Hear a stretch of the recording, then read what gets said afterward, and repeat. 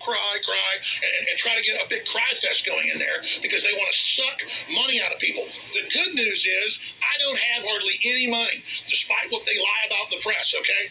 You know, if I had gross sales of $60 million a year, but then I have all this crew and all this advertising and all the legal fees, and I get paid a couple $1 million a year, and after I pay taxes, and after I pay for everything else, I am almost completely out of money. So it's a joke. I'm in bankruptcy, and the judge barred me from saying that. So it's just ridiculous. Still with us, Philip Dubé, Karen Felicia Nance. And Karen, I still get stuck on the fact, as Philip pointed out, that this lawsuit went forward because he never responded. That's why he even has a defamation finding by the court in the first place. And now we're talking about damages. But let's start with the first thing he said during that press conference. He said, I had no need to testify because the plaintiff's attorney lied. Why do you think he didn't testify? I think that he's seeing the results of what happened with him testifying in Texas. I think he gets fed up and he gets frustrated and things don't go his way. He's not listening to his attorney's directives in terms of what to say and what not to say. And he's using the courtroom as his court of public opinion, and the judge isn't having it, and the plaintiff's attorney is not having it as well. So I think that just the fact that he's not testifying today, and his attorneys are not going to cross-examine him. I think that more has to do with him not wanting to be present today as opposed to a strategy on the part of the defense. But I will say, strategy-wise, it's either they cross-examine him at this time or they wait and call him in their case in chief, in which case they can direct examine. They can give him the opportunity to provide a narrative if they choose to do that. So, Philip, do you think it's strategy that they've said he's not going to be cross-examined right now? Yes.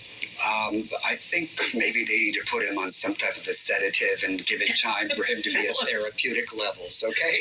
That's part of it. No, truthfully, I think they need time to meet and confer, go over all the evidence so he knows ahead of time everything that they're going to cover.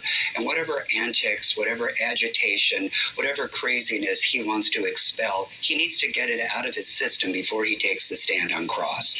And let me just, not to interrupt you, but the sedative piece, I think where it really holds true is I think you've got to get him out of the presence of the jury, because after yesterday and the contentiousness, he takes all the air out of the room. So I think you're right. You've got to dispel that for a hot moment before you put him back on the stand if you choose to.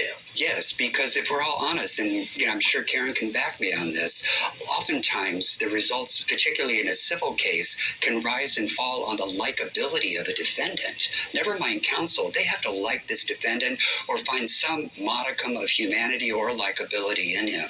Right, absolutely agree. It often has to look at Amber Heard, Johnny Depp, and the finding in that. But social media really crucified Amber Heard. Nobody liked her when she testified. And look at the verdict in that case. It was not in her favor. Let's listen, though. I also, Karen, want to talk to you about a gag order and what we learned the judge said about that. Let's listen together. Mr. Jones's testimony today, we were planning on it. We expected that would take a decent part of the day.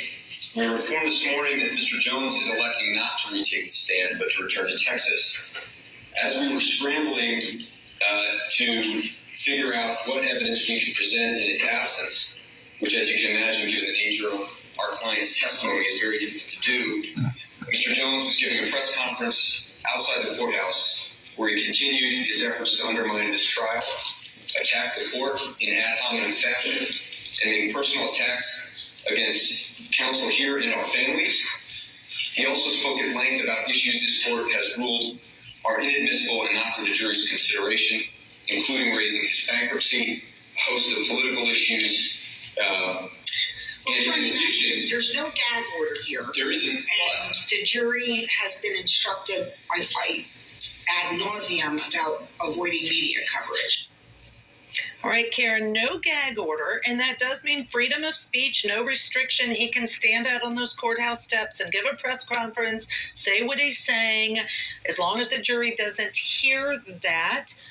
Are you surprised that the judge hasn't issued a gag order saying no parties can talk about this case until it's over? I believe, based on what happened today with the press conference out front, there was some discussion because